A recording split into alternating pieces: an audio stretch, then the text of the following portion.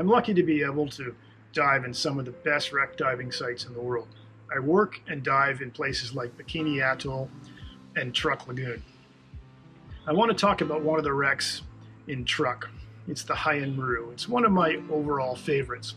Although it's hard to pick one, the Heian is one because of its sheer size and different areas you can explore. The Heian was built in 1930 by the Osaka Iron Works for the NYK line. It was one of three ships, sister ships, the Hikawa and the Hiei. The Heian was used as a passenger cargo liner between Tokyo and the West Coast, specifically Vancouver and Seattle, and at one time held the speed record for crossing the Pacific. In 1941, the Imperial Japanese Navy, or IJN, requisitioned the three ships, the Heian and the Hiei, to be submarine tenders, and the Hikawa was a hospital ship. The Hiei was sunk near Truk Lagoon by American forces, and the Heian was sunk in 1944 during Operation Hailstone. The Hikawa was never sunk as it was a hospital ship. And what's interesting about it, it was still in service until the 60s in various capacities. Today it sits as a museum/restaurant in Yokohama in Japan, which you can visit. The Heian sits just off the island of Tonoas in Truk Lagoon.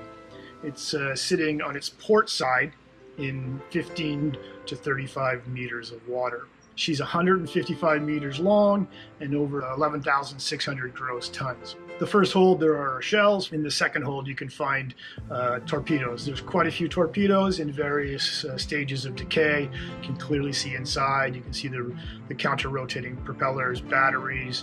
Moving back, you can go through the superstructure, which is quite open in places. You can penetrate. There's all kinds of passageways up vertical and horizontal, all kinds of places to explore. Not particularly difficult unless you get deeper in. One of the key areas of the Heian would be the engine room. This is accessible just back of the superstructure. It's a massive two-engine engine room. You can spend lots of time exploring it.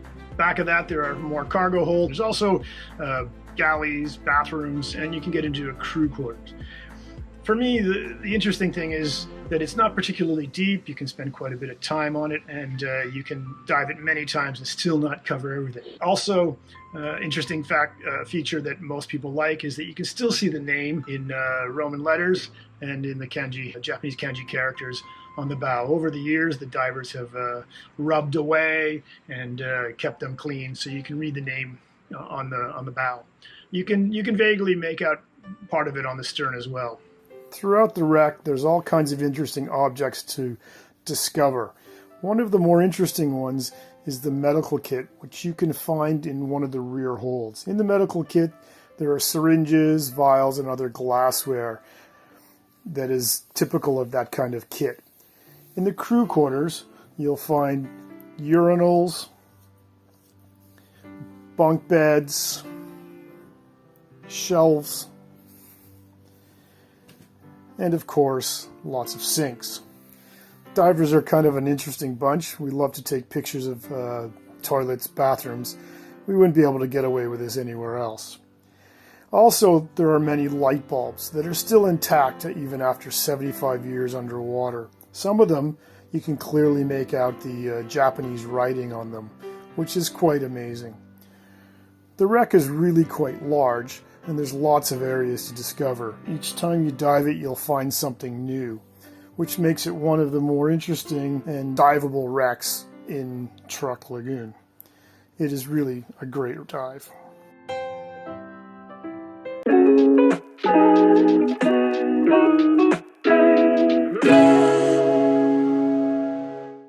Most people like is that you can still see the name in Roman letters and in the kanji, Japanese kanji characters on the bow. Over the years, the divers have rubbed away and kept them clean, so you can read the name on the bow. You can vaguely make out part of it on the stern as well. Throughout the wreck,